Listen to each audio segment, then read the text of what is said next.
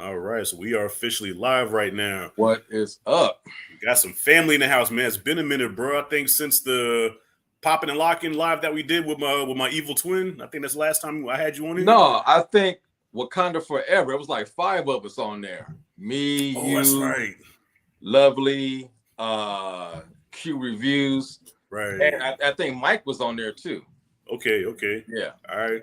Yeah, well, right now, it's just me and you right now, man. It's just Sidney Poitier, Bill Cosby, man. Let's do it again. Yeah, man. Speaking, let's do it again. So, you're still in production, right, for your next film, right? Man, everything's on April the 7th through the 10th. I'm gonna be out of town in Bakersfield, filming, and then I'm flying out to New York, April 27th to the 30th to film another portion of the film. And while I'm out there, I'm gonna celebrate my birthday. Gotcha. But yeah, man, I sent some dailies out the last couple of days. Mm-hmm.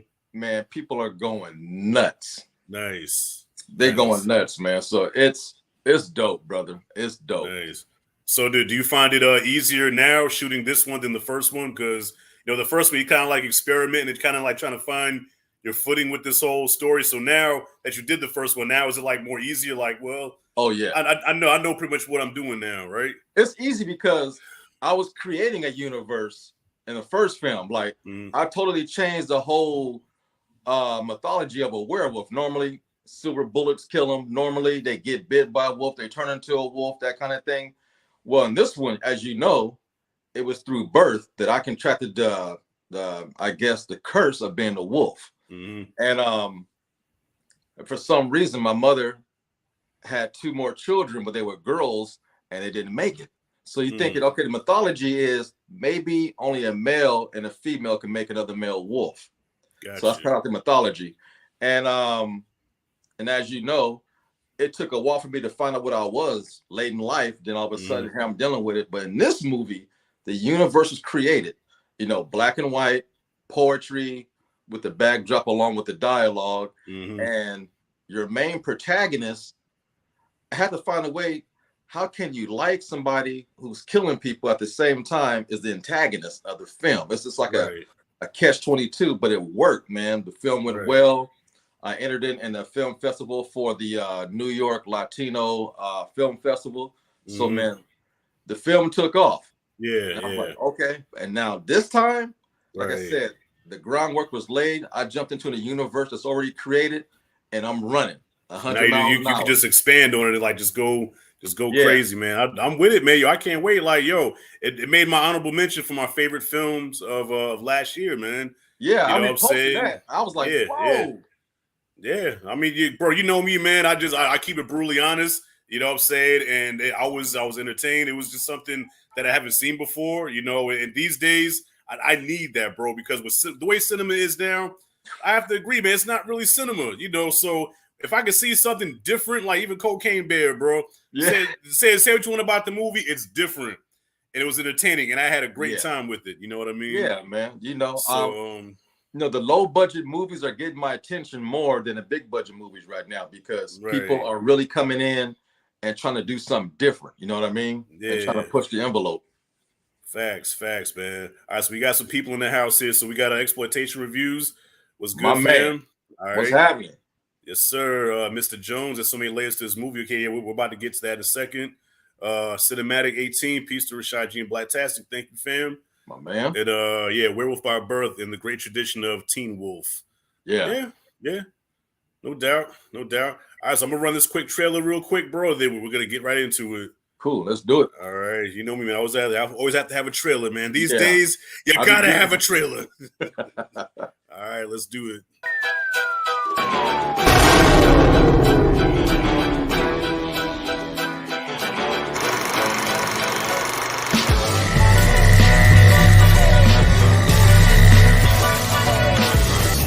What the problem is? I'm trying to help, Ike, all right? You trying to help, Ike? You got yourself a good man. You just keep him happy. I need you to get out on that stage right now. You can't get away from me, and I'm in here. Touchstone Pictures presents the story of a remarkable woman who refused to give up. But second-hand emotion. What's love got to do? All right, so that's what we're here to talk about. What's love got to do with it? Man. The Tina Turner story, starring Angela Bassett, Lawrence Fishburne. Oh man, who was a friend that got slapped again? I keep forgetting her name. Vanessa Bell Conway. Is it Vanessa Bell Calloway or something like that? Yeah, I believe so. Yeah. Yeah, her.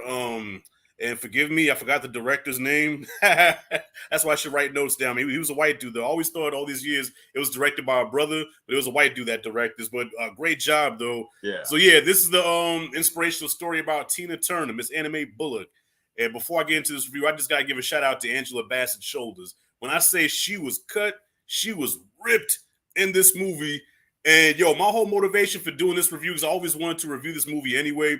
But one of my biggest motivations was that we got the Oscars coming up, and even though we shouldn't give a fuck about the Oscars, but it's the Oscars, you know what I mean? And the fact that her and Lawrence Fishburne were nominated, did not win. And if you ask me, Rashad, who beat her, I cannot tell you. All right, that's how strongly I feel. Yeah, that's how strongly I feel. She should have won for that movie. She should have won for What's Love Got to Do with It, like easily. Like you forgot you were seeing Angela Bassett. You saw Tina, like a ripped version of Tina Turner. You know what I mean? So, Yeah. real quick, it's one of the best biopics ever. Facts. And for her to not win, like I said, man, what I notice now is with the Oscars, when they should win, they don't. They wait 20 years and give you maybe an Oscar later. You can ask Spike about that. You can ask Denzel about that. You can ask, now, hopefully Angela Bassett does win, but who knows? Right. Eddie Murphy, he got snubbed. You know, man, they win every other award when you get to the Oscars. It's like, what? Yeah. And I guess the way of making up for it to, kind of give them a consolation prize is we'll give you an honorary Oscar. Yeah, that's bullshit. Like they did, because didn't Samuel L. Jackson get one? Was it last year, the year before last? He got an honorary Oscar. Yeah, come on, he's another one. Pulp Fiction, Jackie Brown. Man, the list goes on. Jungle Fever, I feel Samuel L. Jackson should have won for. You know what I mean? Yeah. So, Exploitation Review says, yes, good. Yeah, those bicycles. The part where she extended her arms out. She's rolling on the rig, and like all this here was like cut. I said, God damn. I'm like, is she in the gym or she just naturally built that way?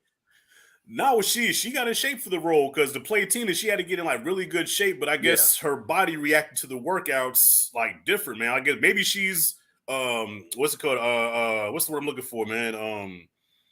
Genetically made to be a bodybuilder because she just did like regular like the workouts that Tina Turner did, but she just got more cut than Tina did. Reviews is in the house. What's good, my dude? All right, appreciate you, man. Salute.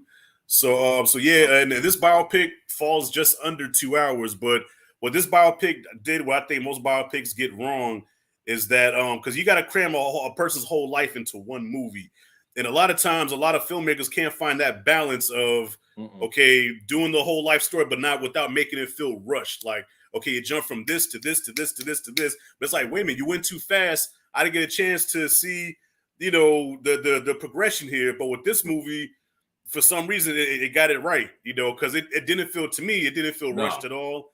And I feel like it was a perfect pace. It got everything in there that needed to be told. All right. And so overall, like, what are your thoughts on the film as far as like, okay, you said it's one of the best biopics ever made. So to you, what makes it stand out compared to other biopics that you've seen? Well, one of the things you just brought up, the pacing, and it didn't rush.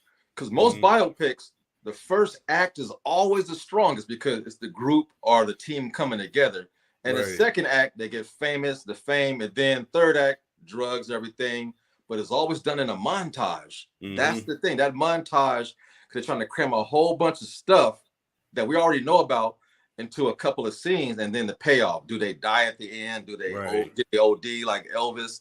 This movie didn't do that, man. I mean, you felt the journey, and when the drama started happening, it caught me off guard. Like, whoa, man, I didn't see that coming, because you like Ike in the beginning.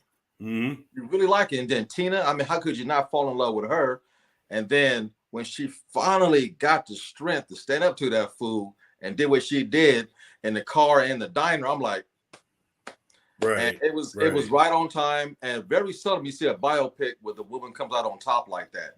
Exactly. Especially a strong woman who had a Mhm. jacked up, beginning, and such an icon. And I've only heard through my parents she used to get her ass whooped. I never knew. Yeah, I never knew either. Yeah, till I saw the movie. And when I seen the movie, it just, I mean, it looked real. Them punches looked real. Yeah, yeah. I didn't see no stunt man jumping in. Like you pause it, some of these videos now, you see the stunt man. Right. It all looked legit, man. And Yeah, the song at the end, when she sung it, it just made everything come together cohesive. I'm like, man, this is one of the dopest biopics ever. And it's a tough watch. It's a tough watch. It is. It's tough, but it's very authentic because I mean, personally, I've witnessed stuff like that. I've witnessed, not to get too personal, but my mother used to, had boyfriends and they would get into fights and they would get physical, and she would come out looking like she just got out of a Rocky fight. You know what I'm saying? So I would like the first scene where he beats her, right? And remember the kids were in the room and he's like shaking his hand off like me and mama just talking, going on. I lived that. I know what that felt like. So I'm like, damn, that's some real shit. And I'm speaking of real, yeah, like you said, really no stunt people, because when she fell over the couch, like when he slapped her and them cars went all over the place, like she actually legit fell off the couch. You know what I'm saying? Yeah. And hurt her wrist for real. But they had to stop production for a while.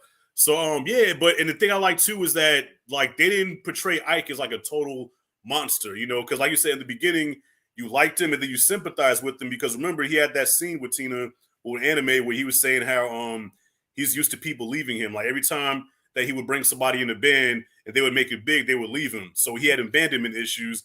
And then there was the whole backstory about his father, how you see his father get stomped in the stomach where he had holes all in his stomach and shit, and he could smell the rotting flesh. So you sympathize with Ike, like, damn, like this brother, he's got some trauma, man. He's been through a lot, you know what I'm saying? But then that trauma kind of bleeds out into the relationship where because of that trauma, that made him the person that he is, not justifying what he did, but it's like you understood why he was the way he was. It wasn't like, damn, why is he so fucking evil? You know why he's evil. You know why he's bad. You know, so when he first lumped her up, like you said, it caught you off guard, but you're like, damn, he is kind of a fucked up individual, though. You know but that was common. Men who were born in the late 1930s, they probably either picked cotton or their parents picked cotton. And then when you're talented in a white man's world, you're carrying the burden of trying to make it as an artist. Right. They're the gatekeepers. And then all that doesn't make it right. All that frustration as a black man from that era, you have to take it out somewhere. And usually the person that's closest to you, that's trying to comfort you, you need it, but you don't want to hear it, and your mind just explode. And we know it, having a raggedy ass boss or confrontations at work, man, we hold a lot of stuff in. If we don't have an outlet like sports or something, usually, unfortunately, the women get the brunt of it because they catch you at the wrong time. Because men, we don't want to cry. It's not cool to cry, so you get mad and use your fist. If a man would cry more often and open up, a lot less women would get harmed by relationships, and I think. Or alcohol and drugs, you turn to that to try to ease the pain. Of course, again, the woman gets the brunt of that when you come down off your high. Yeah. Because like we definitely are. Let me see if I can get this word right. I always have trouble saying this word. Compartmentalize. That's it, right? You got it. Okay, there you go. Shit, I've been practicing that motherfucker. Yeah, that we stay doing that. Where we just keep everything in, and and then like you said, instead of like letting it out as far as like crying or reaching out to somebody, we explode. We hurt. We break something. We hurt something. Usually, it's the one closest to us.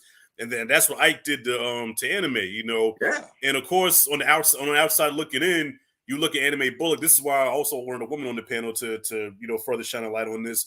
But when you see anime taking those beatings, right, the first thing you say is, "Why are you still there? Like, why do you tolerate this?" Like the first time he hit her in the movie, and her friend was like, somebody needs a black in his eye. She was like, "Oh, don't do that, Jackie, don't do that. Don't you understand the pressure he's under?" So she starts blaming herself for why he hit her. And it's like, no, it's my fault. I pushed him. I should have did this. I should have did that. Don't worry, I'm gonna get it back on track. And it's like, what's wrong with you? But because he did open up to her, and women by nature are very nurturing. You know what I'm saying? There So you go. she had like this nurturing thing for him, like she wanted to take care of him. So even though he hurt her, it's like, but I know what this man been through, so no, I have to help. I have to be there for him. But of course, we're looking at it like, no, bitch, get out, run as fast as you can, because Head for the hills. Head for the hills, because he hit you once, he's gonna hit you again. You know what I'm saying? It's not gonna stop. And as you've seen in the film, it got worse. Like it went from slapping her over the couch, and then he raped her in the studio, which he denies happened. See, I don't remember when I found out about like being a beater, but I was also young. I must have caught a headline on a grocery store tabloid or something. Yeah, a lot of us didn't know about what Tina went, you know. And all right, Mike was good, homie. Yes, sir. My man Mike, what's up?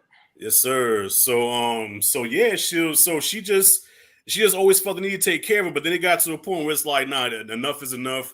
I gotta get out of this before. I think the real turning point for her was when she looked in the mirror the last time they had to fight in the limo, and she looked in the mirror and she saw her face, and it was like, nah, I gotta get out of this. Because you can only try to cover up so much before the public sees it. Right. Because no beating is cool, but if you're fighting in public and no one sees it, that's one thing. It's still problematic. But when he's beating you in public in front of your friends, you know, and see, my mom comes from a big family, so she got a lot of brothers.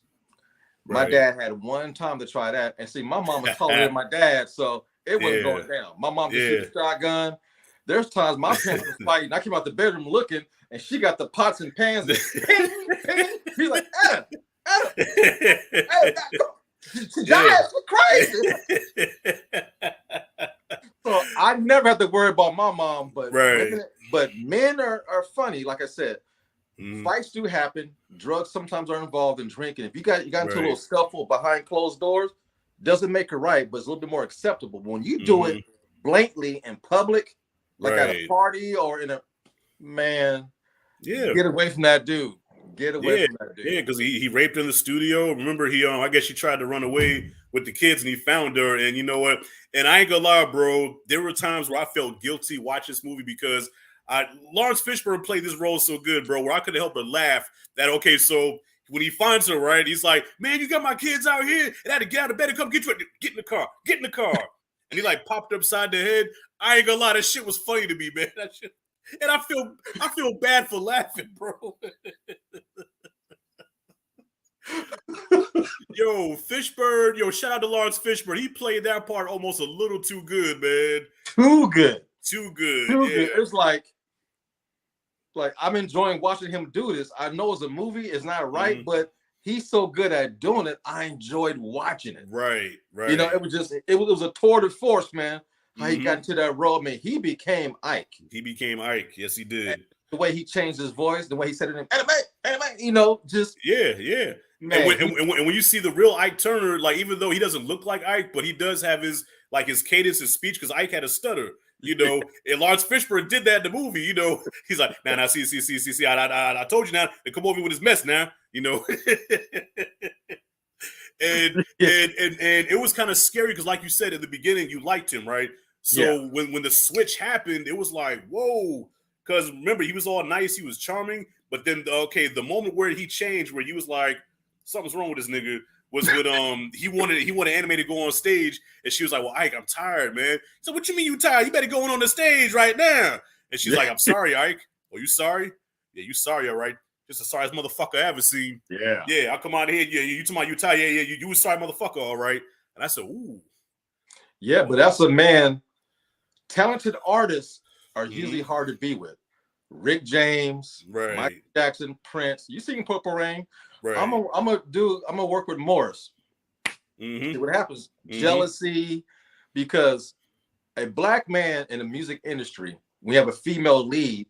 You think somebody's gonna take her, or she's gonna fall in love, so you try to trap her, and it's a dichotomy that I would never understand. But from the outside looking in, it's got to be tough, man, because any white producer can come and say, hey, honey, why don't you come with us and work with us? We'll pay you. And they end up raping her and then beating her up too. Right. So It's what you call like a double-edged sword, man. You know, you can't win, you know. No. And he was jealous of her because even though it was called the Ike and Tina review, but then eventually everybody was screaming for Tina. Nobody was studying Ike anymore. You know, because remember that they had that moment where they were on stage and Ike had her hand, and they were both supposed to get the applause, but it was like Tina, and he was like, "All right, okay, cool."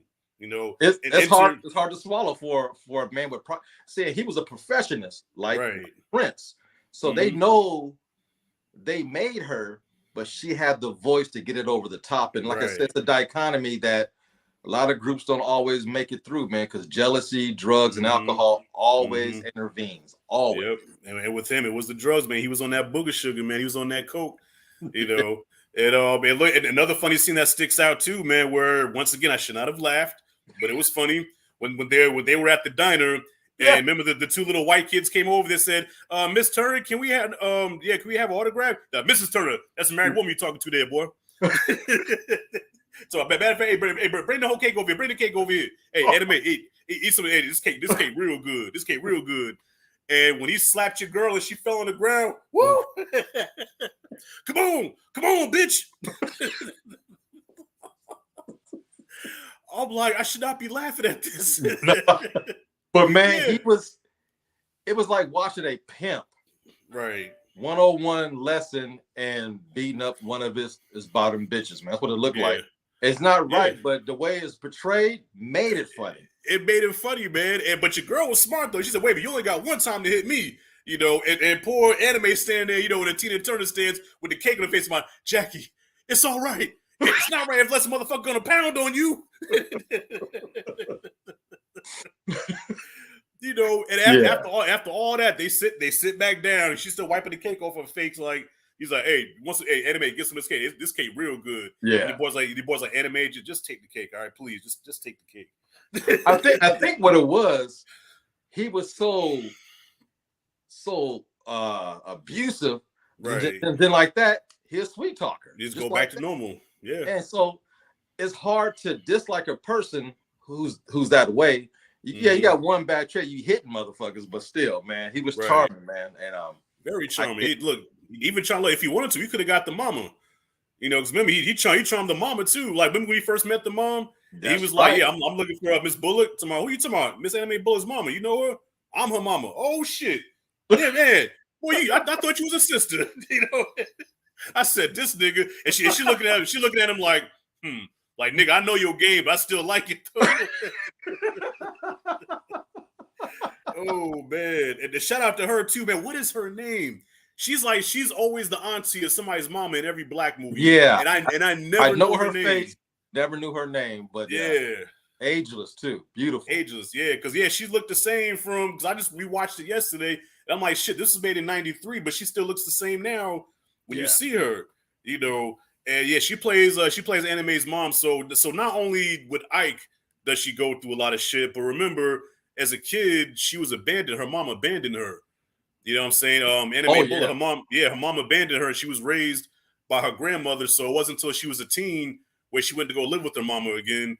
But even then, her mom really wasn't studying her. She wasn't fucking with her until she got money. Then it's like, yeah, well, don't forget when you get this money, you know, look out for the ones that was there for you. And that was a cool. It was never there for me. It was never there but it was a cool moment because she was like, "Oh yeah, I can never forget my blood." It kind of like looked at it like you did me. So damn, you look at her story, man. Yeah, mother abandoned her. You know, it's like she never really experienced love. You know what I mean? So never. Shout out to Tina Turner now, man. She's in her 80s now. She's happy. She's got a husband living in another country and shit. Yeah, but in London or somewhere. London or something like that. Yeah, but she never had nobody that loved her, man. So I think that plays into it too, bro, is that when you've never known what it's like to be loved, you have your own interpretation of it. So I guess in a lot of ways, even though Ike did what he did to her, but it's like I guess that was her interpretation of, okay, that's love, because even though he's beating the shit out of me, at least he's here. Yeah. And that's kind of a mentally ill way to think, you know what I mean? Because no, if a motherfucker love you, he's not going to hurt you. So I think that also plays into it.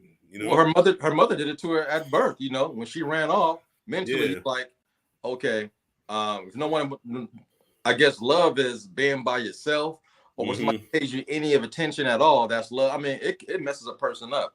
Right. When you get abused, every woman I've ever met in my life that was abused, they thought it was their fault. Mm-hmm. And I hear the story, I'm like, it was never your fault. And you can't tell them that. You Right. can't. Man, I'm gonna tell you a story that happened to me in high school, man. It was my freshman year. I was dating this Filipino girl named Rhonda Velmontes. And at lunch, we had the same lunch. She was a grade older than me. We go by the bungalows and hang out, be necking, kissing, hanging out. Right. And it was this Mexican dude dating a black girl. And I was over there looking. I heard her, and she was like, and he was like, bitch, don't you ever. And I ran over there, and I started whooping his ass. It was out of nature. Yeah. And then as I'm beating him up, I got him hung up like this. All of a sudden, my head is. She started fighting on you. Start beating me. Get your hands off him. I'm like, wow. and, Yeah. you know, here I am, like 15, 16 years old, dealing with that. I never see one of my sisters get beat up, let alone by a Mexican dude. I said, oh, my brother, you're paying the price. Right. In LA, blacks and Mexicans, we didn't mix. So he was tasting some fists and some wood at the same time. And all of a sudden, the black girl, she jumped on me and hit me on the back of my head like a gorilla. I'm like, damn. So like, what's going through your mind at that moment? Like, wait a minute, I'm protecting you, and you jumping on me. It was my first introduction into what abused women react to by their abuser, and somebody's coming to stop and save them. They don't want to be saved. They say they do, but they don't. And until they almost get killed or die, then they might realize it. I don't know what it is. Man. That was my introduction to that life. I'm like, man, I'm good. I'm good. That's crazy, man. Look, and that's why a lot of times too, you know, when it comes to our relatives, you know, when you hear about, you know, your sister or your cousin get jumped on, it's like your first instinct is, I'm gonna go whip that motherfucker's ass. But it's like, no, because okay, let's say for the sake of argument, I do go over there and I do fuck him up. I can end up going to jail, do some time, and guess what? That same night, she's gonna be in the bed with him, you know, or a couple of days will pass and then they're back talking again. So why am I gonna risk my freedom or my safety because he could fuck me up too? You know what I'm saying? At the same time, I'm risking my safety and my freedom to come fight for you, and you still be back with this dude. Yeah. You know, shit. I had an uncle, man. I had an uncle who tried to protect my auntie, his younger sister. And the dude that, you know, the boyfriend, he went and confronted the guy, but the guy sucker punched him and hit him with a hammer and broke his fucking jaw. Yeah. So you would think the sister would be like, nah, you broke my brother's jaw. I can't fuck with you. Nope. They were together that next day. Just lovey-dovey, like nothing happened. And my uncle was in the hospital with his jaw wired shut, and she was still with the guy. You know what I mean? Yeah. Yeah. I tell my daughter too, man. You know, my daughter, she's at that age now where there's gonna be a nigga in her life one day. You know, I just pray to God that because if he gets stupid, of course I want to fuck him up, but I ain't gonna risk my, like, I love you, baby, but I'm not gonna risk my freedom and my safety. And you go back late with this motherfucker, you know. Yeah, and it doesn't make it right, but I don't know what it is about the female gene and their ability to make a man absolutely lose his mind and go apeshit. Only a female can make a man that angry. Yes, facts. And you never should put your hands on a woman, but man, every time you've been pushed to the limit, it wasn't by some dude, it was probably by some woman. Right. Yeah, got some comments here. I just can't imagine hitting my wife. She's so little compared to me. Yeah, because by nature, you know, even if a woman's bigger than us, you know, we're naturally like that testosterone, like we are strong, you know, like when that testosterone kicks in, we can fuck somebody up. And, you know, and I always keep that in the back of my mind. Even when a woman does piss me off, I'm not going to put hands on you because I know what I'm capable of. And, you know, so I just never understood how a man can beat a woman. Like, you know, like in the movie, you know, even though it's funny in real life, Ike Turner's kind of a smaller guy. So when you look at the real life Ike and Tina, you're like, wait a minute, this little motherfucker used to be up on Tina? Wait a minute, so something's not adding up here. he was real quick. He caught her off guard, pap, you know. Yeah. Plus he country too. He got that old country southern strength, you know. Yeah, them country motherfuckers strong as shit. Blacktastic always delivers on a story. Yeah, that's a crazy story, dude. Man, that was my freshman year in high school, and I just came from LA, moving to Sacramento, so I had that LA mentality. And you know, like I said, in LA, Mexicans and blacks didn't get along. We didn't get along until I moved here, and I never seen a black woman with a Mexican dude ever in my life until that moment. Mhm. And I'm looking at, he was like it was the 1930s. I'm like, what? Right. And I ran, and man, I blooded his face up, and she went up and she went off. Because I remember later on that evening, I got called into the office to explain what happened. I told them what happened, and they said, well, she's not going to press charges. I'm like, what? I said, okay. The girlfriend she was contemplating pressing charges? Yeah, because I fucked him up. Wow. Yeah. And my mom said, don't you ever in your life get involved with somebody else's stuff. That's how you get shot, stabbed, and killed. Mm-hmm. I'm like, you're right, because maybe his Mexican homies got mad when they come jump me after high school or something like that, you know, but it never happened. But it was crazy. It was crazy. He got transferred out of the school. No, I mean, well, shout out to you for doing that, man, because, you know, a lot of brothers would have just looked the other way. It was like, well, that's her problem, man. So the fact that you stood up to, you know, that, man, you know, so that just shows what kind of stand-up guy you are. But the reality of this world is, you know, a lot of women don't want to be saved, man. They, you know, in a sick way, take that as love. You know what I'm saying? They take that, okay, this motherfucker love me. You know, if he doesn't put his hands on me when he's angry, that means he don't care. You know, that's a weird thing. How just as able a woman can mess us up, we as men can get into a woman's head and jack her up. Yeah, facts. Well, if he hits me and paying attention, that means he loves me. So I got to do something to piss him off purposely so he pay me attention. Mm-hmm. And that's, I would never understand that, man, you know, but yeah. Man. It's what it's like at Blacktastic. I see it every day. And my cousin, because it's funny, that's why I wish my cousin was on it, because we have conversations about this all the time. And I always talk about like why do y'all put up with this shit? Like, come on, you know, the cheating, the infidelity and stuff. And then you still, but I love him. You know what she tells me? Shad, you're bitter. How the fuck am I? How the hell am I bitter? Because you just mad because of what so-and-so did to you. So yes, I'm still mad about that. Yeah, but doesn't mean I'm bitter. I don't think I'm bitter. I just, like you said, I just have a hard time understanding. Like, if I can't comprehend something, it frustrates me. The fact that I can't comprehend this type of behavior, like I tell my daughter all the time, my daughter will be 18 in a few months. I said, Renaya, don't you ever let a motherfucker put their hands on you. You know, if the man loves you, he would never hit you. If he hits you, you better run. I don't care how much you love him, how much he tries to put, you know, honey in your ear. You know, listen, I ain't never put my hands on you. No other man better put their hands on you. Exactly. You know? Exactly. You know, I tell her that all the time. And, and after you go through that, you start seeing signs. I had a coworker, man, kind of small in frame, and he was wearing turtleneck sweaters in the summer. And everybody was like, man, I said, I'm gonna tell you why. She's abused. If you take that sweater off right now, she's bruised up. Come to find out, she didn't come to work one day. We got a phone call that she was in jail trying to kill her boyfriend because he was beating her. Oh shit! The signs are there, because until you experience it, you don't know. But you don't know. If a motherfucker's wearing a turtleneck sweater in the summertime, she's bruised up. She's covering up. Yeah, she's covering up. Wow, man, and just imagine, Tina, all those years where nobody had no idea. Like, she's on stage, and I don't know if the director did this purposely, because it's like in some biopics. Like, for example, that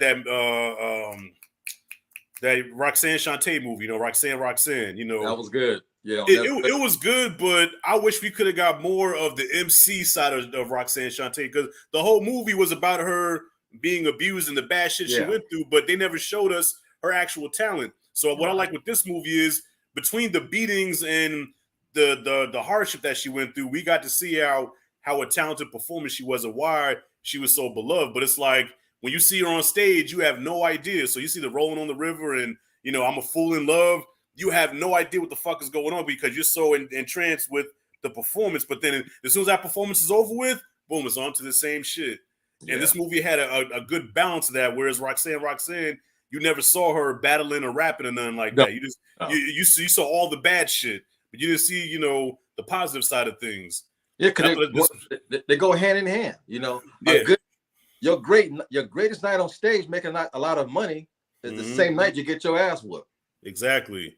So you go from an ultimate high to an ultimate low, and your brain can't recover from that. Right.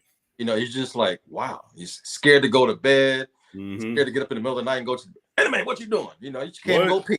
You know. Yeah. I mean, even though like when she did that performance of "Fool in Love," the crowd loved it. Everybody was going crazy, right? But remember, right before the performance started, this is right after you called her a sorry motherfucker. She on stage, you see that tear in her eye, right? So remember, he backed up, right? He looked at it, he was like, and then he kissed her on the cheek, and then went back. that moment, that small little moment, said it all. Like he looked at her like, "Bitch, you better get it together. All right, put on a good show." Yeah. And then that tear came down her face. That tear came down her face. You're just a fool. You know you're in love. And she gave her best performance. Yeah, and the thing about Angela Bassett, the way she could open her mouth and squint her eyes, and man, she was Tina Turner. Very few biopics. Yeah. I go, oh, they're playing a good version. No, she became Tina. She became Tina. And it like was like the shoulder movements, and let me see her shake her like a tail feather. I mean, she sings so hard, she's ugly. Yeah, exactly. Like, but that's how Tina sung. If you look at the old footage, Tina Turner said she was rough, But credit to Ike though. That's how I trained her like that. Ike was like, all right, now come on, we need rougher, rougher, harder. The mom was like, what you mean rough? Got her singing like a man. well, her and her dancers, man, was the best thing on stage. Yeah. I mean, there was nobody. I mean, it was James Brown put on the show, and then Tina Turner. Everybody else was like the Supremes and Temptation. It was more like doo-wop. But James Brown and Tina Turner put on a show. And who was the other one that Michael Jackson used to mimic? Was it Jackie Wilson? Jackie Wilson. Yeah, he was bad. He was bad too, man. Yeah. And so to me, I think that because every Oscar-winning performance has that one moment where you're like, that's the Oscar. That's what got him the Oscar. That's what. So to me, now, if I'm the Academy, the part where I feel like Miss Angela Bassett should have got that Oscar was after that last fight she had with Ike, and she goes to the hotel. Like when she had that scene where she was walking out the hotel, they said, "Mrs. Turner," and she took off running. And that music kicked in, and you felt that shit, right? So she goes across the street to the other hotel, busted and bruised, and she was like, "Look, my name is Tina Turner. I just got into a fight with my husband, and I only have 15 cents to my name. But if you give me a room, I promise I will pay you back." And you felt that shit. I was like, "Damn, that shit hit." Like I almost shed a tear watching that scene, man. It gets me every time. Every time, And your boy was like, remember, she started taking her jewelry off. Like, he's like, no, Miss Turner, it's okay, give Miss Turner a room. And I was like, damn, man. But I think that was the moment right there where she should have won the Oscar hands down. Yeah, it's always a monologue part. Mm-hmm. That part was the most powerful part of the movie because she finally took responsibility and said, no, I'm getting the fuck up out of this situation. She had nothing. He had everything. And because of who she was, the guy was like, "Hey, Miss Turner, don't worry about it." Right. And that gets you choked up, man. Every time, yeah, because she left with nothing. Like that. The courtroom scene. Once again, I should not be laughing, but that courtroom scene, she was like, "Look, he can keep the house and everything. All I want is my name. I worked too hard for it. I just want my name." No. See, now you can't take the name now. Oh no, get off me, man. Now you can leave, but that name got my daddy blood under the name. The name stays home. Man. I said, this guy's an asshole. Like, oh, she ain't asked for no money. No, even the publishing, like, dude, you can keep. I just want my name, and he didn't even want her to have that. No. And I'm laughing at that scene. I'm like, dude, I shouldn't be laughing. But it's funny. I'm sorry, it's funny. It's funny. Yeah, it's funny. Your real name, Anime Bullock. Yeah, I know that it is. Yeah, take your country ass back to Nutbush. Ike was a horrible man. Yeah, but he was an entertaining character. I'm sorry, he was. Yes, he was. No. Yes, he was. Oh man, but yeah, so that hotel scene was like the highlight of the movie. Like as far as the strength that she had to finally get away from him. But man, when I say now the biggest crowd pleasing moment was that limo scene. If you went to the movies to see that, I guarantee the whole crowd was when they got in that limo and he started like, don't you ever talk to me like that again. To start taking that boot off, I'm sure you about talking to me like that, huh? And she's like, going on, Ike, and she started fighting his ass. I said, oh, there you go, get him. Yeah. Yeah. The lioness came out and she took on the big dog. She took on the big dog. Yeah, she grabbed it. She grabbed it by the fucking nuts. She's sitting there like, oh, so that's all you got, huh? That's the best you can do. Yo, she had that motherfucker in the limo screaming, son. Like, yeah, you would figure like, damn, what the? She was whooping his ass. She tore his ass up. Well, they was in a confined area and she had to jump on him. Yeah. Yeah, so he couldn't fully swing like he normally would. Right. Yeah, she was acrobatic. What? Remember, she's athletic too. Tina Turner's an athletic chick, so you know. Yeah. And man, they got that hotel lobby, man. My man was all beat up. the dude said, "Hey, you need a doctor. I don't need no goddamn doctor. Where the elevator at?" and the human body's a funny thing because every time she got beat in the past, yeah, she was scared and confused. Mm-hmm. Well, she finally got mad. Right. So she can take a punch. Oh, that's all you got, motherfucker. Here I come. She finally got mad. Yeah. Oh, okay. I played that. I saw that one already. Bob Fosse was inspiration to MJ. Who's Bob Fosse? Man, I'm lost right now. Yeah, hey Rob, man. The schools who Bob Fosse is, man. Because I know he said Sammy Davis Jr., Fred Astaire, James Brown, Jackie Wilson. And so Bob Fosse, I don't know what that was. Somebody from way back in the day, most likely. Way back in the day. Yeah. Shit. But yeah, man. The beatings that she took was like shit.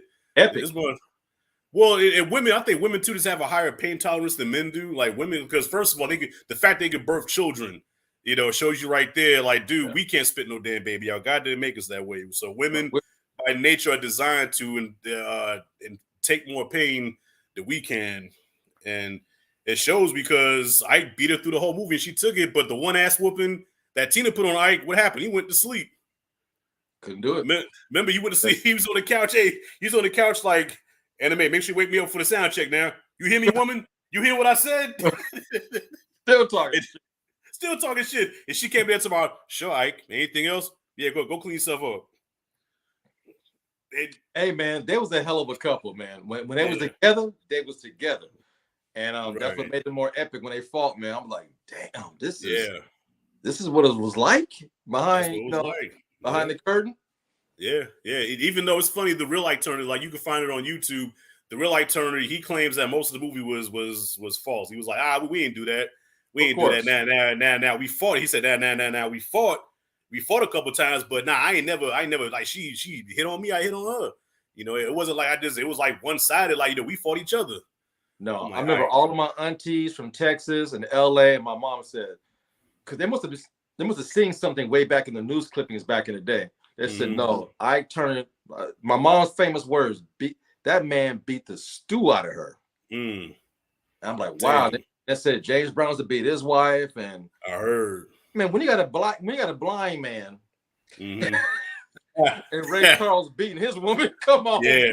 You got a blind man whooping your ass. I mean, it's all got the same thing: drugs, fame, oppression, and it comes out when things should be cool. You got a house, you got a beautiful wife, and all of a sudden you snap.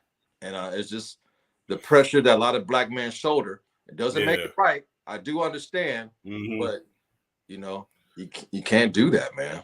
Especially when your kids when your kids see it, they grow up thinking that's what it is. Yeah, and I think it's a learned behavior too, because you got to think, it's been passed down from generation to generation because they've seen their fathers do it, and their fathers seen their father do it. So you grow up thinking that, okay, I'm only a man if I beat my woman, or if I really dominate my woman. You know what I'm saying? That shows how much of a man I am if I have her in check by slapping the shit out of her. And luckily, I mean, you don't hear. I mean, I'm pretty sure dudes, of course, still hit their women, but I don't think it's as bad as it was back then. I think men have evolved, like especially black men. I feel like we have evolved to where we don't do that shit no more. Like, it's probably a small percentage of us that still do it, but majority of us would be like, nah, that shit ain't cool, man. Yeah, like on the West Coast, opposed to the South and the East, it might be a little different dichotomy. But one thing I have noticed, a lot of women got men back in their sleep and in their food. Yeah. So once that happens, man wake up in the morning after a beating and look at his bowl of cereal like this. Uh-huh. Or go to bed, try to cover up his nuts, or he's gonna find him in the tall grass. Yeah. Yo, Yeah. let me tell you something. Yeah, my mom was at let me read this here real quick. There was dance clips of Bob Fosse 1974 from The Little Prince, very much MJ style. Oh, I have to look that up. I never even heard this. Never heard this, brother. MJ was amazing. I don't want to take anything away from that, but no artist at that level comes from nothing. They so good. Oh yeah, no, well, Mike even said. Mike said he got a lot of inspiration from a lot of different artists. Yeah. Mike always. I mean, he didn't give credit to this guy, but he always gave credit to the OGs that you learn from. But my mom was that type of person. My mom was, if she couldn't beat you physically, she would get you in your sleep. Yeah. So there was one instance. She had a Jamaican boyfriend, and they fought. They went at it. And dude, he hit her, got the best of her. Okay. And next thing you know, it's like, I think I told the story before, man. It's like maybe 11 o'clock at night. We're on the bed sleep. And all I hear is, I'm like, what the fuck is this nigga jumping on my mom, man? So instinctively, I got up. I go in the room, turn the light. I said, what the fuck? And my mom because she was walking with a cane because she had a car accident. So she had a cane on this man's throat, right? So while he was sleeping, she got on top of him and put the cane right here. She was like, yeah, motherfucker. Yeah. Ooh. I said, Mom. I said, Mom, what you doing? She told me, I got it, baby. Going back to bed. I got it. Going back to bed. To my, yeah, motherfucker. Yeah. He's like, Jonita. Yeah. Had him gurgling. And what? She had no problem out of him for about maybe a week or two. Then he would get drunk on Guinness and want to fight again. But for a little while, she had his ass. Yeah, she would wait till you go to sleep. She poured hot macaroni. She tried to pour hot macaroni on him one time where he just by the skin of his nuts walked out the screen door because she had a pot boiling and that motherfucker hit my mom in the back of the head. She said, "What?" All you heard was tss, and he made it just by that much. She almost scolded his ass. Yeah. My mom grew up in the South, man. So yeah, West Coast and the South and East is different.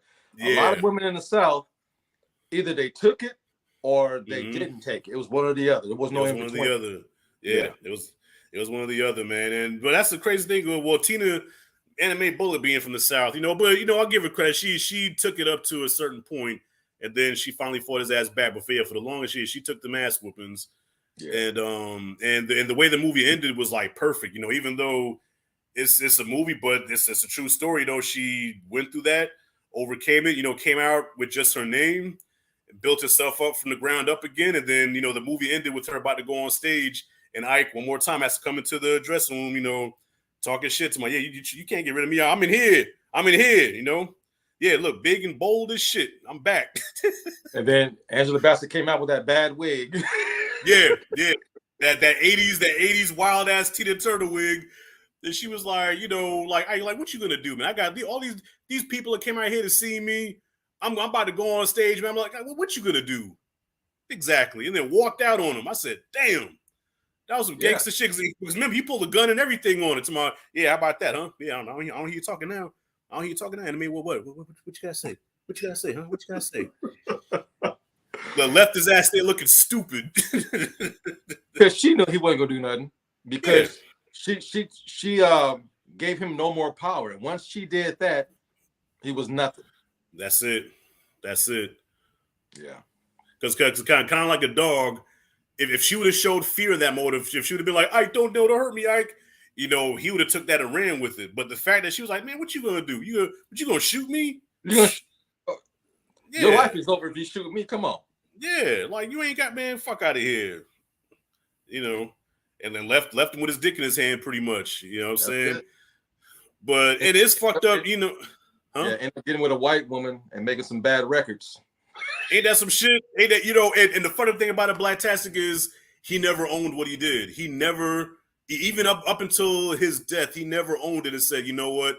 I hurt this woman. I was wrong. Because I think even though Tina moved on with her life but I think it would have went a long way if she would have just heard him say, I'm sorry. Like, you'd be surprised how much I'm sorry. Just those two little words, how far that'll go when somebody's hurt you like that. Yeah. I'm sorry. I hurt you and I'm sorry. I I understand what I did was wrong, but he never did that.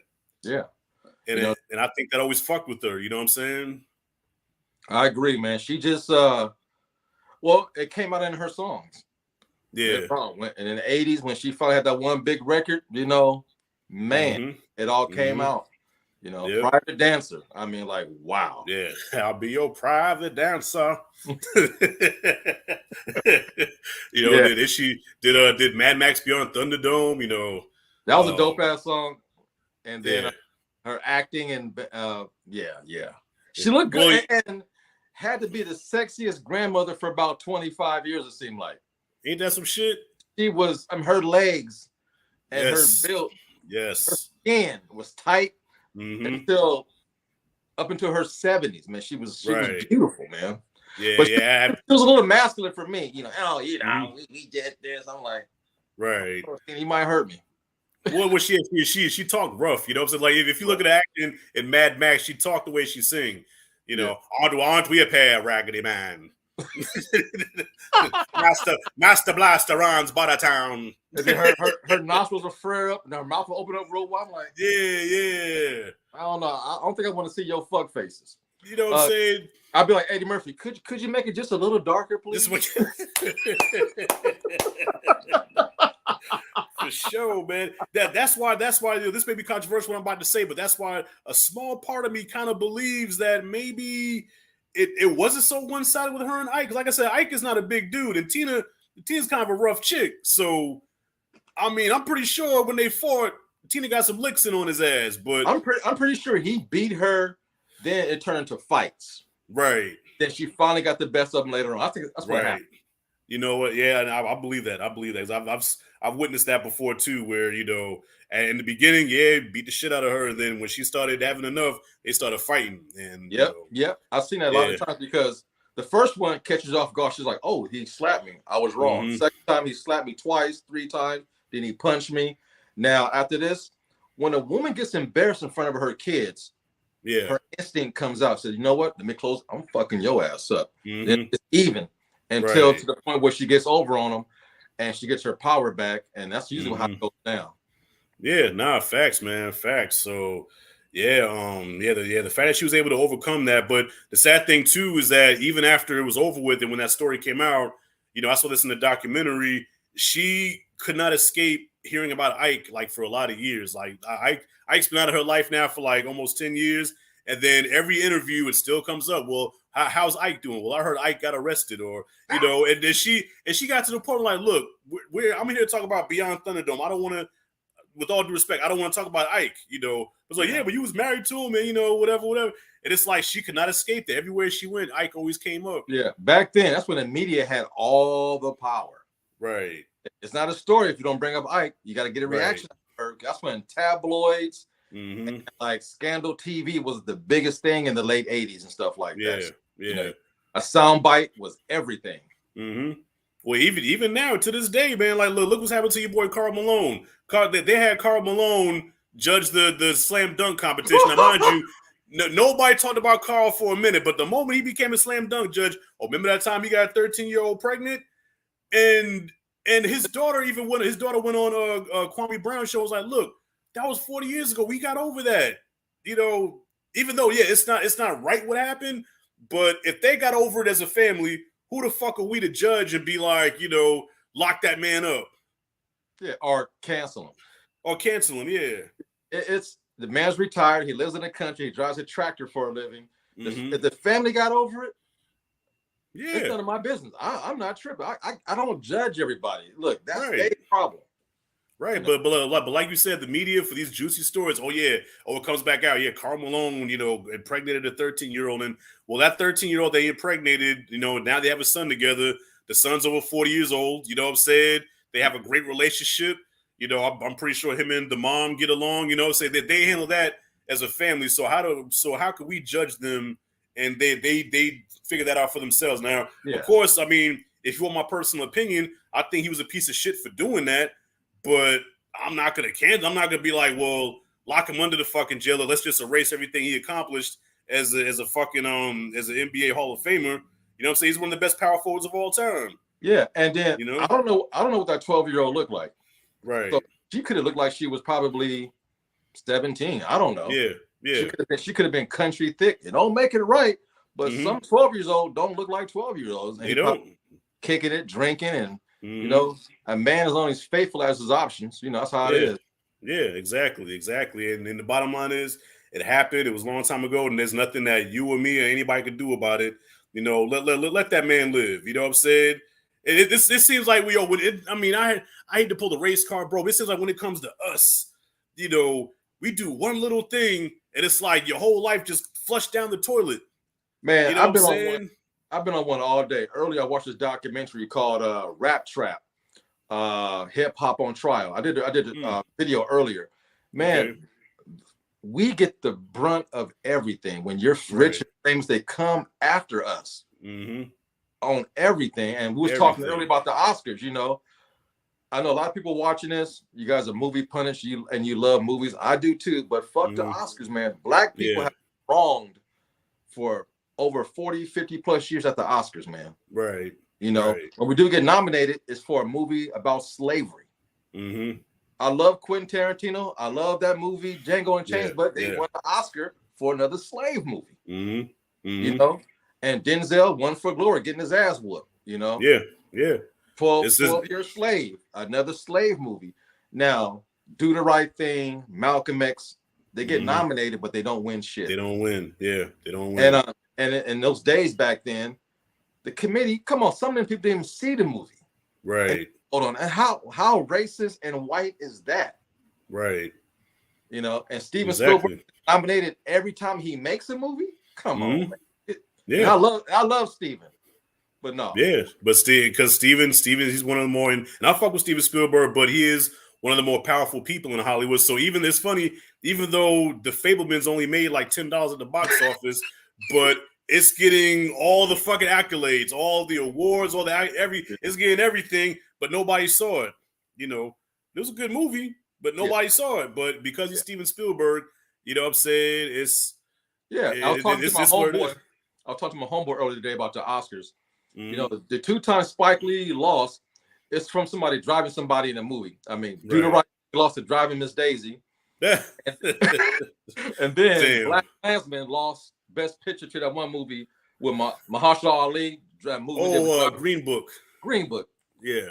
Dudes and motherfuckers driving cars. Ain't that some shit? And don't get me started with Malcolm. You know, Malcolm X lost to was Scent of a Woman and my man playing a blind. That's right. This one, Al Pacino should have run for Scarface many moons ago. Right. Blind man, and he beats out Malcolm X. Man, get the fuck out. Yeah, the token. Yeah, that was the token Oscar, because they know they fucked up, so they give it to him for that. No, those who like the Oscars and support them, go right ahead. Yeah. Fuck that. Yeah, it's almost like it's a given where either you have to play a slave or somebody mentally, what's the PC way of saying it? You know what I'm saying? Mentally slow. You got to be Bubba Shrimp or you got to be a slave. Right. You got to be radio or getting your ass whooped. Exactly, man. It's like no in between, man. Like you look at Denzel, Malcolm X, and another thing, the Hurricane. Or either you get it for playing a bad guy. Denzel got it in Training Day because he was a crooked cop. He was a crooked cop, yeah. But he can't win for Malcolm. So man, fuck up. Yeah. And I'm gonna take a step further too. The one movie that did win Best Picture, Moonlight, was about black homosexuals. Yep. Who gonna watch? What I'm saying? I mean, and that's nothing against homosexuals, but it's like, damn, out of all the shit we did, Moonlight is the one to win Best fucking Picture. All right. I mean, yeah. Yeah. And this movie that we're talking about is no exception because, like you said, Lawrence Fishburne put on a tour de force performance, and I think he might have lost to maybe Tom Hanks. I think Tom Hanks beat him. Yeah. For Philadelphia. Yeah, when Tom Hanks did that.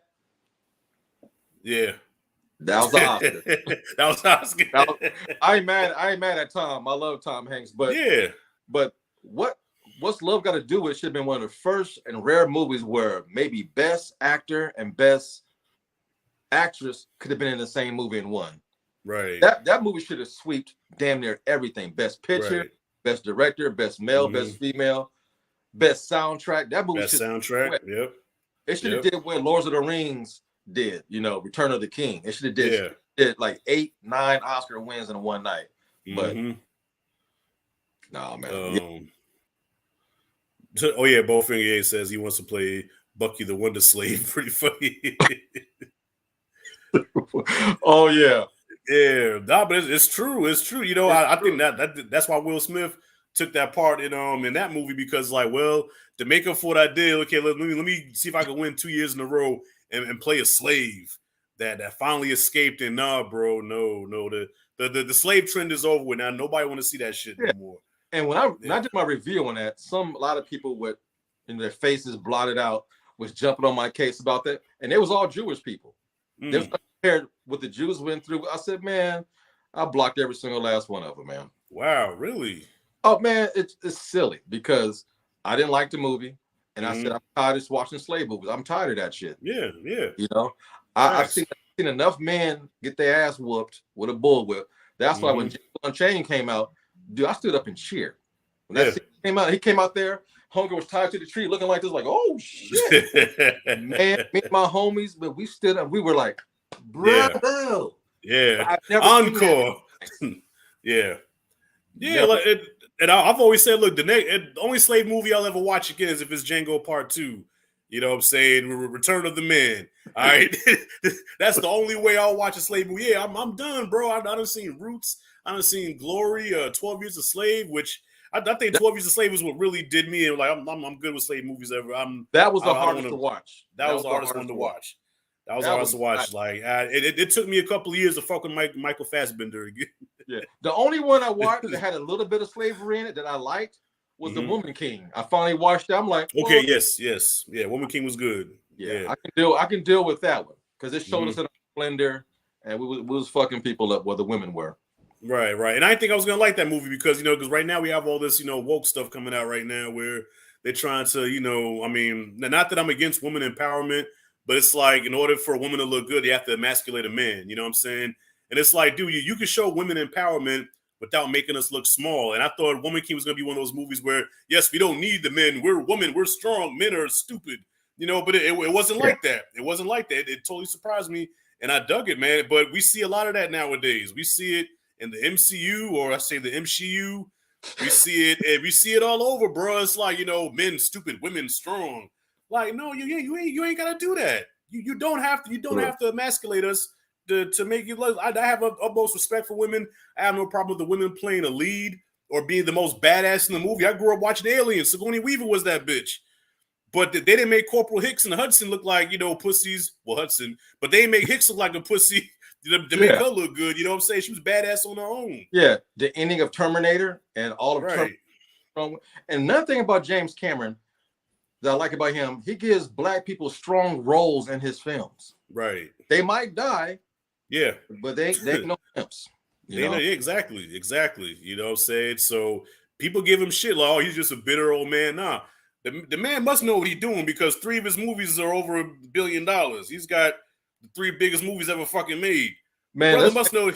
He's the best director of all time. Yeah, the brother must know what he's talking about. He's the best. He's the best director of all time. He's the best. I mean, Spielberg was that guy, but now the torch has been passed to Cameron. And Cameron been doing it for a long time. Yes, sir. Look, I never liked Will Smith. MIB is great, but that's about all I can tolerate from him.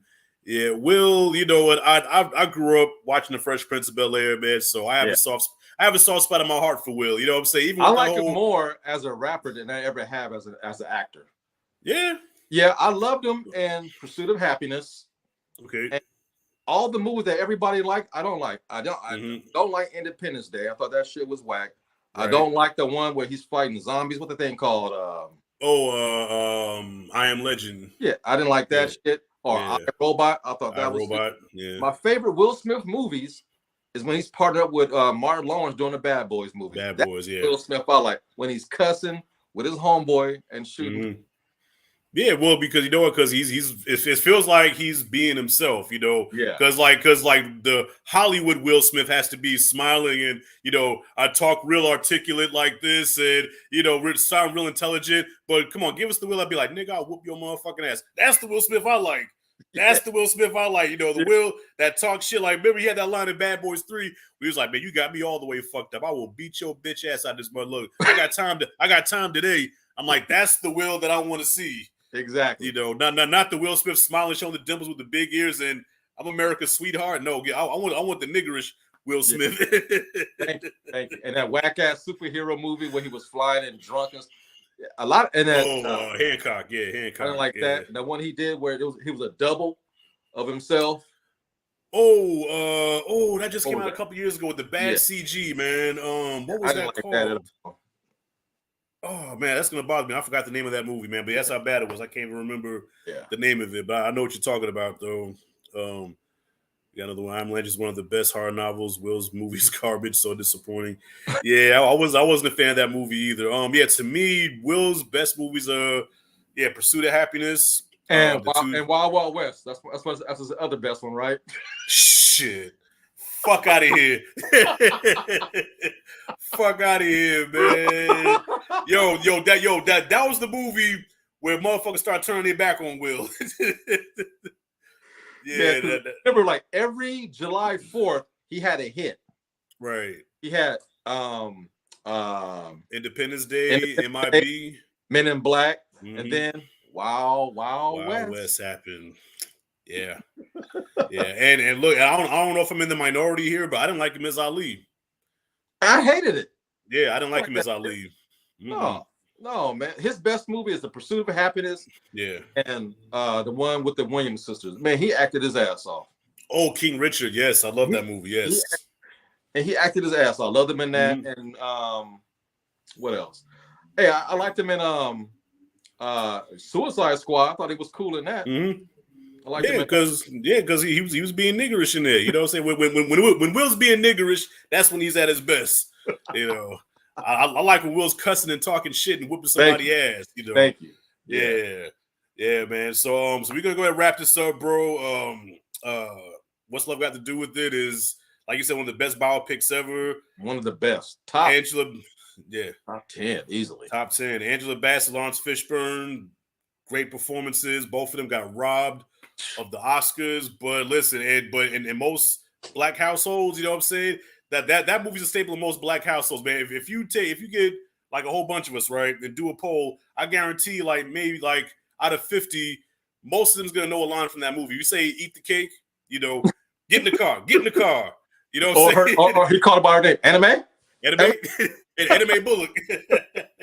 You're gonna know what we're talking about. So yeah, I give the movie I have a grading system. So to me, the movie gets an A+++++. God damn it! Well, one of the best. Ditto. A++++.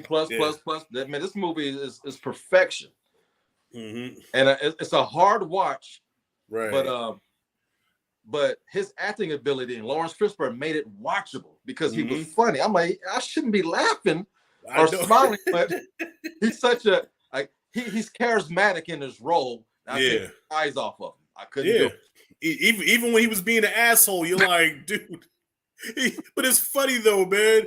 Like real quick, another quick scene comes to mind was when this is before they got married. And remember, he had another girlfriend, a baby mama that he broke up with, right?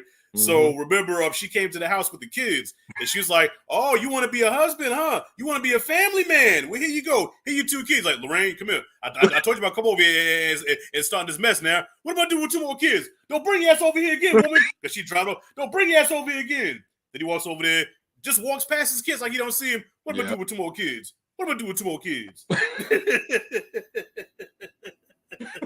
He was a character, man. He was a character, bro. Oh, yeah, shit. There's what the MCU need a villain like that. They got some shit. How was Ike Turner from a movie 30 years ago better than all the fucking villains that we have now? Yeah, ain't that some shit? Tell me. Oh man. So we both agree, man. Damn near perfect movie, A+ all across the boards. So there you have it, man. What's Love Got to Do with It? You know what I'm saying? Thank you for coming in, man, and chopping it up with me and talking about this classic here. So plug your channel, man. What you got coming up and all that good stuff. I dropped a video today called Rap Trap Hip Hop on Trial. What it is, Young Thug, Gunna, a lot of people got arrested, went to prison based upon rap lyrics. It's something they use a lot of black artists right now. I mean, Johnny Cash talked about killing people in his songs. Queen,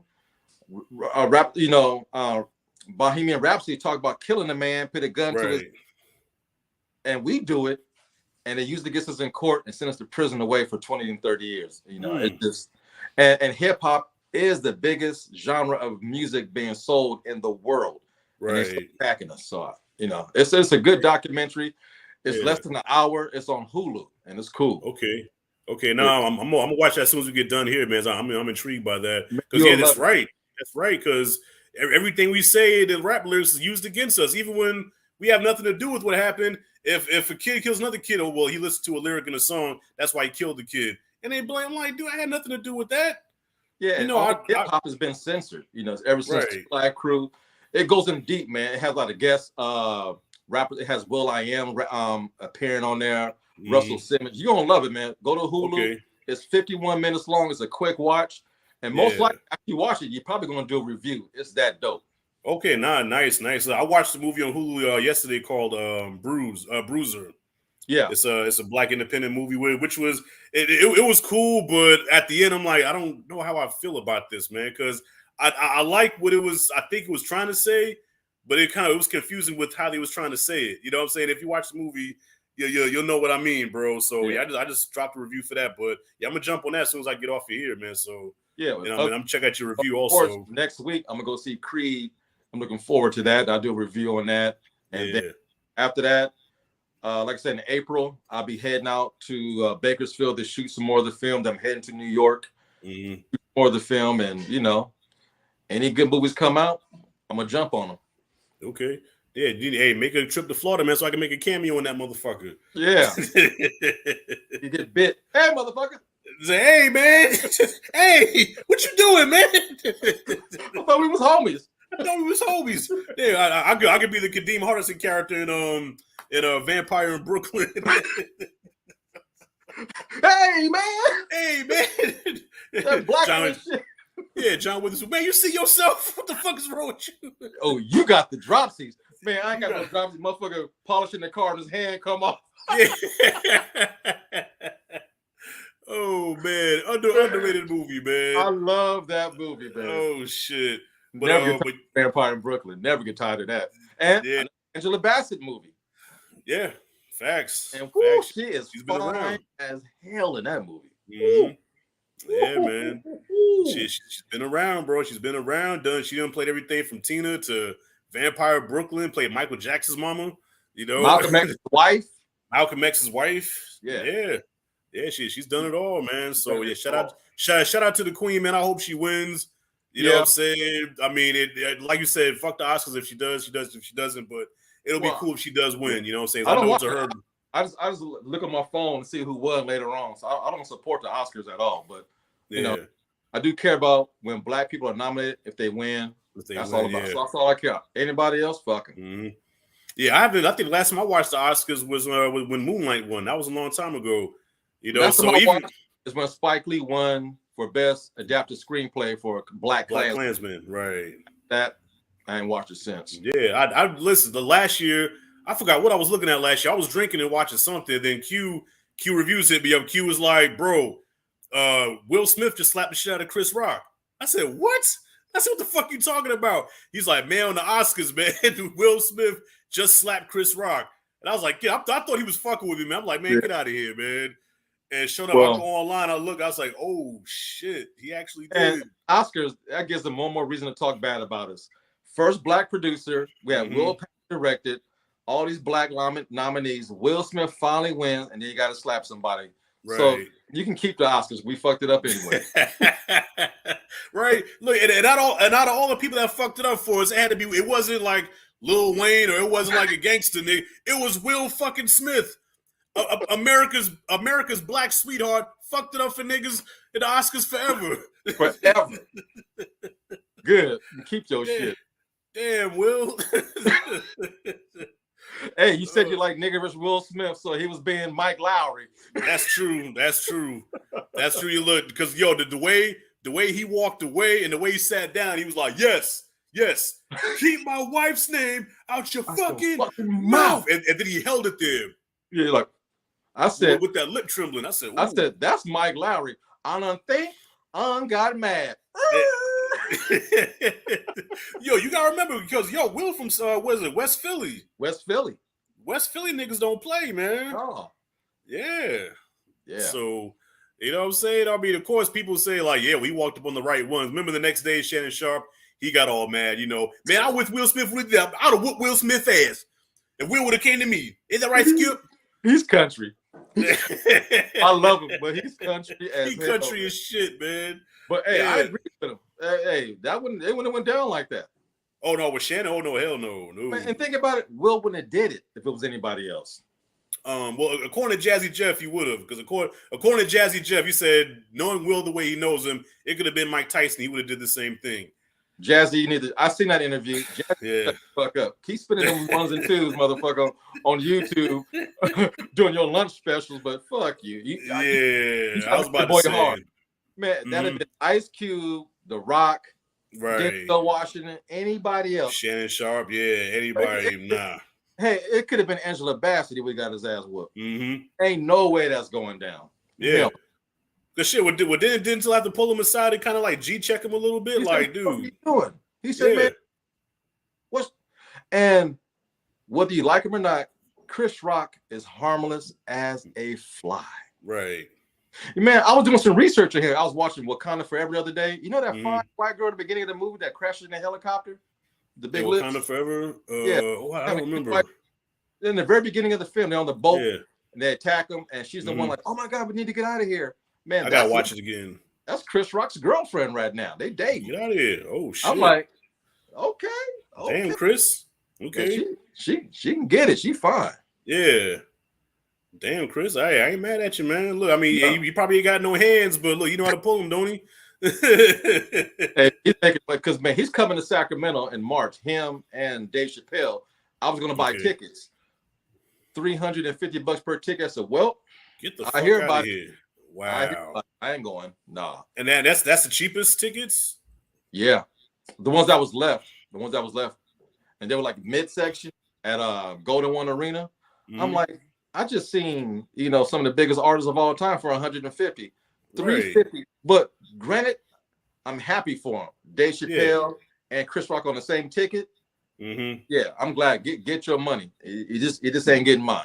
Right. Yeah, I was about to say that's a lot for a comedy show because we have an improv. We got the improv over here in Orlando, man, and like we get comedians like Ari Spears and Bruce and Lavelle Crawford. We get those comedians and like no more than like $60 a ticket. You know what I'm saying? Yeah, that's when I went to. I seen Mike Epps. It was like $80, and that was front row. Yeah. So $300. God damn, man, that's a car note payment. Well, you know what? You got the service fee and everything, and once it came out, it was like almost $350. I was like, oh, I can't do this. Fuck out of here. Nah, look, I'd rather watch the clips on YouTube, man. I ain't got it. Plus, Chris Rock has a special coming to Netflix anyway in March. Okay. Like Chris Rock does, so I'll watch that for free. Yeah, I mean, look, hey, he a legend, so like you said, can't get mad at him for wanting to get his pennies, man. Like he paid his dues. He's been around since the 80s and shit. You know what I'm saying? Yeah. When the Jerry curl, it looked wet, but it was dry. You know what I mean? So, I mean, hey, get your money, man. But like you said, you ain't getting mine. I work too hard for my shit, man. I ain't finna, not to pay. I ain't paying you $300 a hit. Make me laugh. Hell no. Nah. Make myself laugh. I'll make myself laugh for free. Because Dave Chappelle could be smoking and laughing at his own jokes, grabbing the microphone. Pink. Yeah, I'll hold out on that one. I'm cool. Right. For sure, man. What did Rob say here? See, I paid about $90 for Chappelle Rock show. That's what I said. So what's up with the $300? That's expensive. Yeah, it must be because of the arena that they're going to. Is it where they're performing at again? Golden One Arena. Okay, yeah, because it probably depends on the. Yeah. Yeah, it probably depends on the place where they're like. 'Cause I'm pretty sure if he goes to MSG, he's probably gonna charge like fucking arm and a leg. You know what I'm saying? 'Cause I guess it depends where you go. So And usually comedians like that never come to Sacramento. So they said, Mhm. we're gonna have to gouge you. We're gonna right. Damn. That's what's up, man. But yo, fam, I appreciate you coming through, man. We definitely gotta do this again. Yeah, this you was know, fun. more sooner than later. You know what I mean? Yeah, definitely. So yeah, well hell, well Creed 3 drops, man. So probably plan something after Creed drops. Oh man, we can do a spoiler review on that. Yeah. Okay. Yes, I'm actually seeing it 3 times this week. I'm a Rocky nerd like that. So tomorrow's gonna be a early screener at the theater at the AMC that I go to in IMAX. So I said, shit, I gotta jump on that, man. So I'm seeing it tomorrow night at 10, and then I got tickets for Wednesday. I'm gonna see it in Dolby Wednesday, and then I'm taking the kids Friday to go see it. So I'm gonna be seeing it 3 times this week. All right, man. If it's done next Sunday, man, maybe we can get on that, get some homies on here and talk right. Because that's one of my new favorite franchises. I love that relationship. Hell yeah. I love that. So yeah. Seeing him and Jonathan Majors, beat the shit out of each other, because Jonathan Majors, that guy's like a fucking tank, so damn. That's good. That's gonna be a battle right there. Yeah, man. That's up there with Clubber Lane to me. Yeah, for sure. So let's see, man. All right, so for everybody watching, thank you all for tuning in. I left the link for Blacktastic's channel in the description, so make sure you click on the link and subscribe if you haven't already. And that's it and that's all, man. Blacktastic Media, Rashad G signing out. See you on the next video. Next time, y'all. And now the awkward pause for the broadcast to end.